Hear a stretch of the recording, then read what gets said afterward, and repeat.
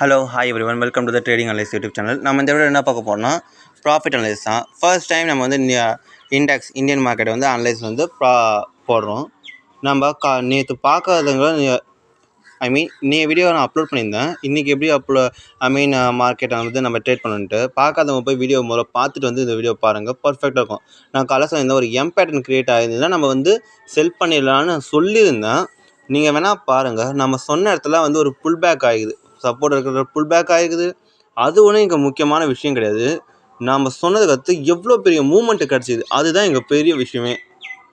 Gantt imagine நாம் வந்து வீடியோவில் நம்ம ஜென்யூனாக சொன்னால் அந்த இடத்துல நம்ம செல் பண்ணியிருந்தோம். ஆல்மோஸ்ட் 2% 500 பாயிண்ட்ஸ் வந்து டவுன் ஆகிக்கிறான்.